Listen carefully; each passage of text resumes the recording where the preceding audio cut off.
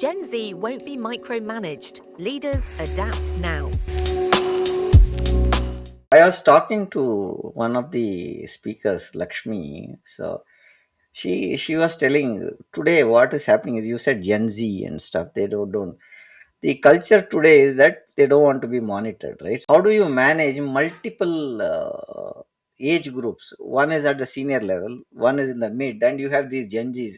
So it was very interesting that she was saying that their perspectives are very different when you talk to the Gen Z guy. The middleman management guy thinks some traditional, but he has some idea on how this guy is speaking. But the senior members, as they go, they don't want change, so they are reluctant in saying. So, how do you get different perspectives? Is what Lakshmi was saying in how to build multi-generational teams is what we spoke on one of the topic.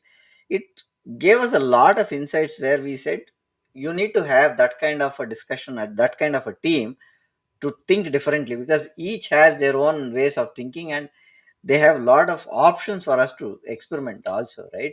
And also leaders at times are approving every decision, hoarding information is there, and sometimes a surveillance rather than empowerment. So that's one way of looking at also is happening, is what we were discussing. And I think you know the key motivators for each of these groups were different, right? And as leaders, we need to understand this whole thing, right? Like Gen Zs are in a very different mode. The kind of Yeah, information they have, the kind of things that they come up with is very, very different from what the seniors in the team would be, right? So their endpoint motivators are very different, and I think as leaders, we need to understand that and pivot them in the direction that we want to take. And today's, I think Gen Z have, they require more autonomous way of working than the senior.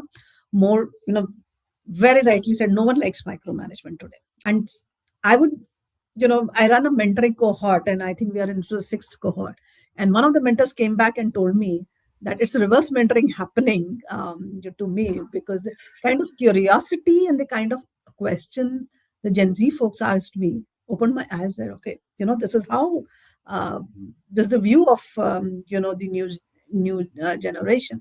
And I think that's very important, because at the end of the day, this is also important. Expertise is also important, and the new thinking is also important. And as leaders, our job is to combine both of them, right? And as leaders, I think we need to nurture them, but then at the same time, give direction to both of them, saying, okay, this is the direction that we want to move forward. So I think all of us are dealing with this multi-generational workforce at this point of time. Gen Z, Gen X, Gen Alpha, all kind of things have come up. But I think